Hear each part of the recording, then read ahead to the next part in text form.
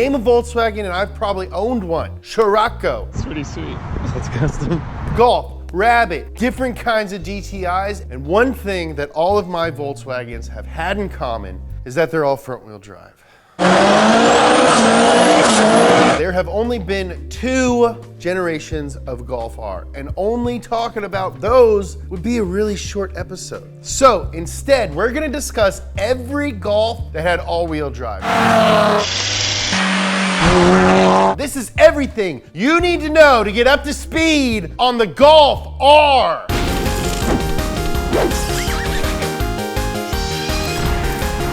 Before we get into this episode, I just want to thank NOS Energy for partnering with us here at Donut. Without NOS Energy, we couldn't have started our new show, Painting with James. Hi, I'm James Pumphrey, and welcome to the Painting with James. For today's painting, I thought we'd do a nice little mountain scene. Look at those big, happy mountains. Maybe give them some snow-capped peaks. What do you think lives up on that mountain? Maybe a goat? Maybe a nice old hermit man?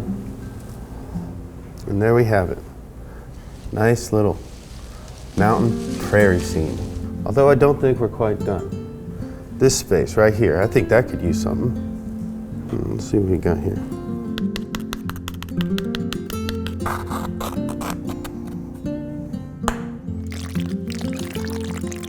So soothing.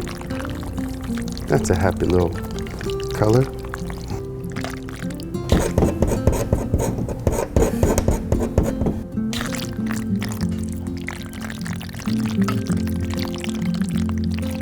Now I think that's a little bit better. How about you?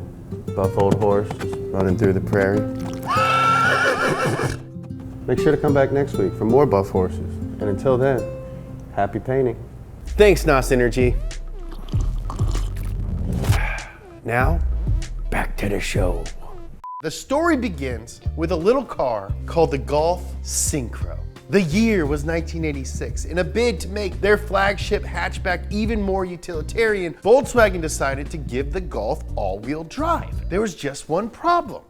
They didn't know how. This might seem weird since VW owned Audi, who at this point had a pretty great reputation when it came to all-wheel drive. So why didn't VW just use a quattro system under the Golf? Well, it's pretty simple. The Golf's engine sat sideways in the engine bay, and Audi's engine didn't. So Volkswagen outsourced the all-wheel drive development to a little company in Austria called Steyr Daimler Puch. Instead of designing a system centered around differentials like Audi, Steyr went a different direction, using a little device called a fluid coupler. As the car drives down the road, the front and rear wheels are spinning at the same speed, and the coupler in the middle is disengaged. But once you hit slippery conditions, the front end of the case loses traction and those wheels spin faster than the rears. Inside of that can, the fluid heats up and expands and basically becomes a solid, linking the front and rear wheels together. Thanks to the power of viscous fluids, you now have all-wheel drive in your Golf. The wheels, they are synchronized, so they called the system Syncro.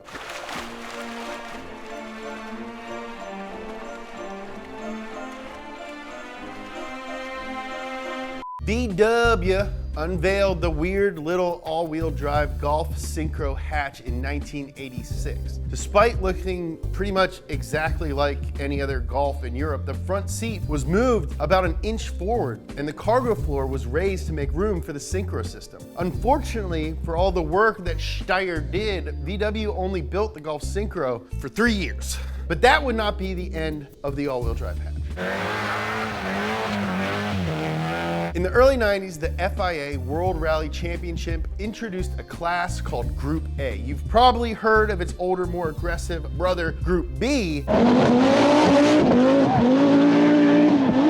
If you haven't, we also made a video about it, and you should check it out. I'll put the link down in the description below. Small boy commuter cars like Ford Escorts and Lancia Delta Integrales were tearing up Group A, and this got VW thinking, We should do that, yeah? Of course, Hans, yeah! Yeah! But Hans, Group B proved that the all-wheel drive is the way to go in rally. Our small boy commuter cars don't have all-wheel drive. Did you just ignore the first 3 minutes of this episode? Oh yeah, right. So Volkswagen engineers took the Mark II Golf, added a, hold on.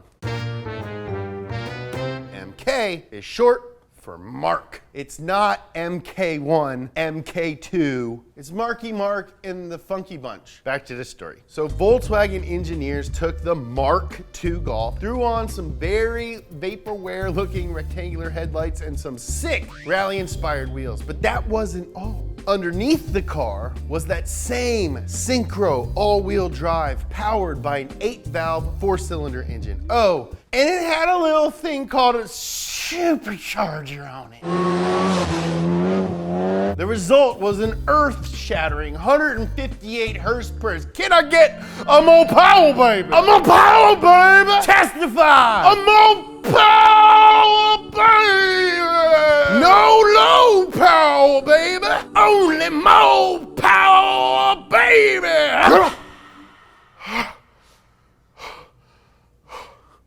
Unfortunately, the Rally Golf had a problem where the supercharger had to be replaced after almost every rally stage, a feature that scared away many teams. VW had to produce 5,000 of these little things under homologation rules, and no teams wanted one. So Volkswagen tried to make them as enticing as possible to the public. Apparently, they let you spec the Rally out however you wanted in Germany, and even built a couple cars with a more powerful 16-valve G60 engine making 207 horsepower. In the end, the Rally Golf experiment was kind of a failure, but the Rally itself is so sick, you guys. I'm talking box flares, supercharger, really cool wheels.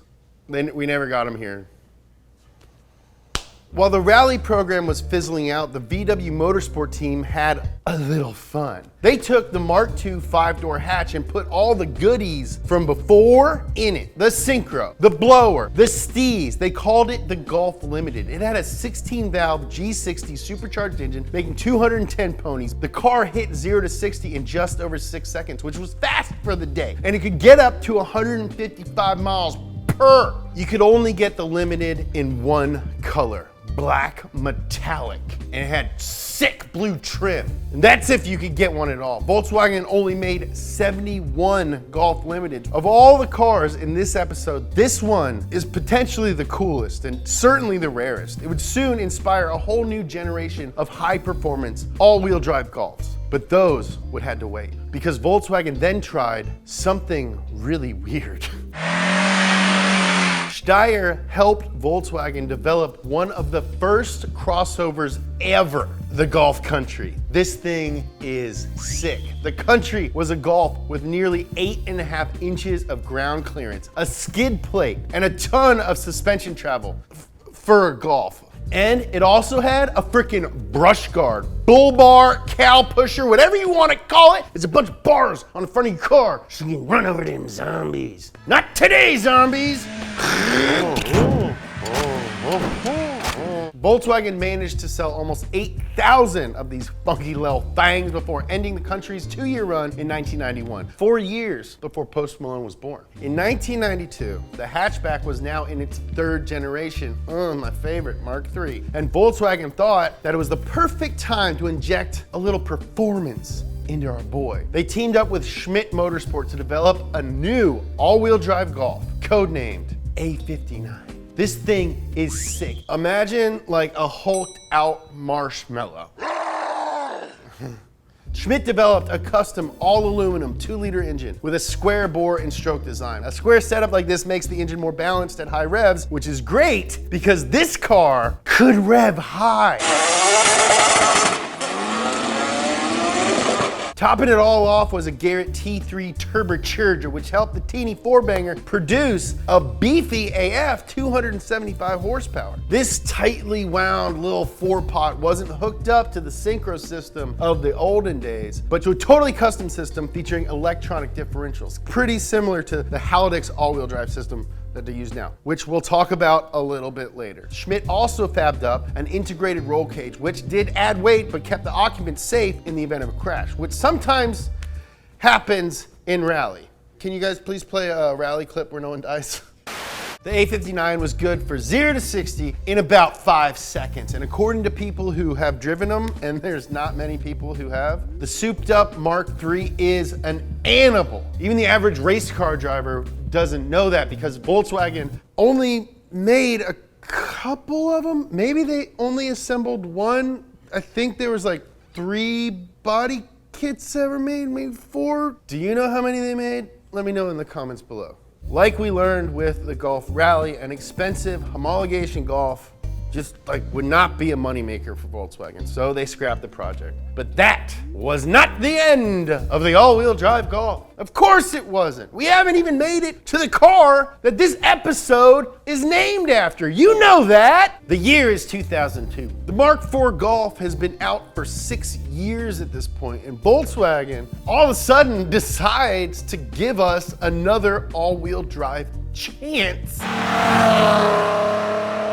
Volkswagen equipped the Mark IV with their 4Motion Haldex all-wheel drive, which had a heavy front wheel bias like the old Syncro system. But this one used a complicated array of electro-hydraulic components to control the power delivery to the rear wheels. Like the Syncro, the back wheels would only get power if they broke traction. Otherwise, the front got 95% of the power. This new all-wheel drive Golf would have a new all-wheel drive name, the R32. No, guys, actually, not that R32. That's the one. All right. Now, let me tell you, the engine in this car, she's something to behold. The VR6 is a 6-cylinder engine with 3 cylinders per bank with 1 cylinder head. Think about that. The cylinders are arranged in a zigzag type pattern in a narrow 15-degree angle. It's neither a V6 nor an inline 6. It's both. It's a VR6. The 3.2-liter VR6 made a respectable 237 horsepower and set juice through either a standard 6-speed or a Euro-only Flapple-Patty DSG dual-clutch transmission, the first of its kind in a production vehicle, which is really impressive because a lot of cars have them now. The R32 is a very special car to me. I think it's one of the best sounding cars ever.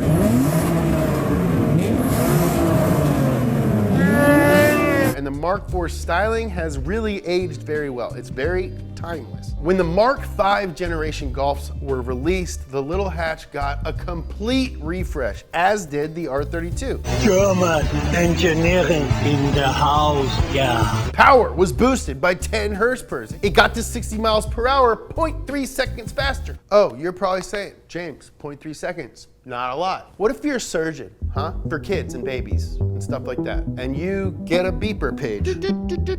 Oh no, I gotta go do some surgery on a cute little baby.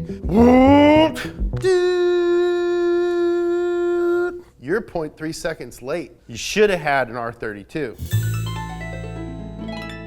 Sometimes life is hard. Critics all over agreed that the R32 was the hot hatch for grown-up professionals who are still little racers at heart. It was great, but it wasn't the craziest Mark V VW ever built. Not even close. So this next car isn't actually all-wheel drive, but stay with me. I just thought I'd throw it in here because it's awesome. So every year in Austria, they have a Volkswagen meet called Wörthersee Treffen. Bridget, one of the editors of this show, is going there for her honeymoon next year. Say hi. She'll probably be wearing a donut shirt. And it's so big that every year Volkswagen brings a concept car built just for that show, for all the fans to see. In 2007, they brought something absurd. They took the rear axle from a Lamborghini Gallardo because they own Lamborghini, and the subframe from an Audi R8 because they own Audi, and a twin-turbo W12 from a Bentley because they own Bentley, and threw them all together under a Mark V Golf. The result was the Golf W12 650. 650 means 650 horsepower.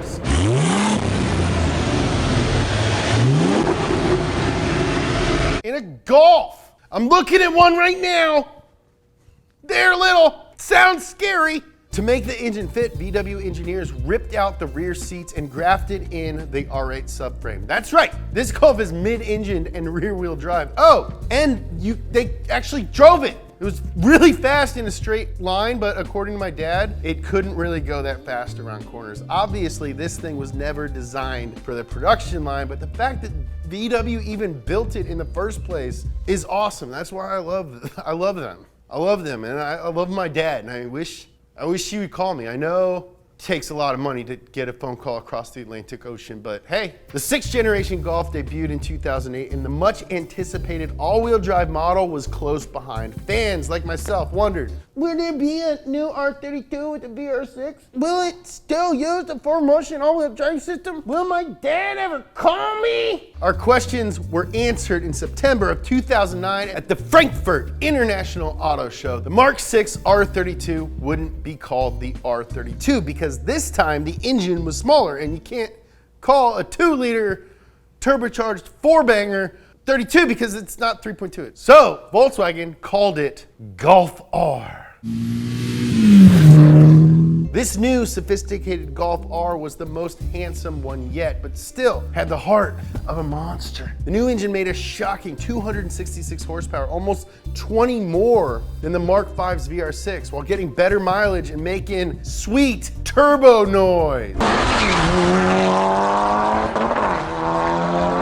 Mark VI-R didn't come to America until 2012, right before the Mayan eclipse hit. Guys, that was crazy. Volkswagen said the car was all about the driving experience, so over here, it was only available as a manual. Yes! Fast forward to today, and it's all about that Mark VII, baby. The Mark VII Golf debuted in Europe in 2012 and 2014 over here. A new Golf R also came along, this time a bit more power, baby, and looking more aggressive than ever. The new Golf R engine got a complete updated top end with new valve springs, cylinder head, a bigger turbo, better pistons, and the result is an astounding 296 horsepower in a 4-door hatch that you can drive your fur babies and real babies around in. Volkswagen claimed a 0 to 60 time of 4.9 seconds with the DSG gearbox, but some independent tests have times as low as 4.5.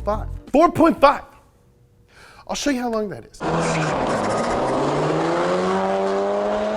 You're at 60. But what if I told you that there was an even crazier Golf R plan?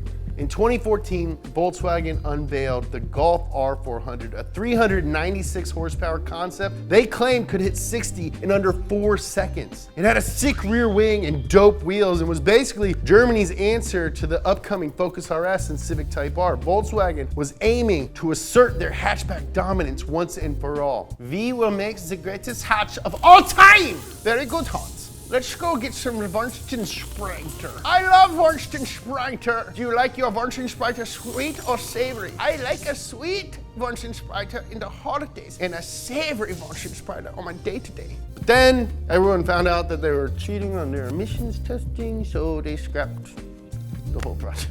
The Mark VII got a mild refresh in late 2016, but it's technically not a new generation, so people call it the Mark 7.5. The looks got updated, and the R now makes 306 horsepower. It's sick. Just get one before they go on hiatus again, because apparently it's not coming back for 2020 for the Mark 8. But I am checking the internet every day, and I'm starting to hear some rumors, and I'm hoping that it's gonna have a manual, and I think because it's Volkswagen, they might probably give us one.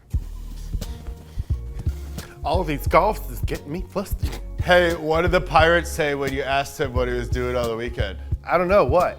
Golf R. You are a treasure. I love you.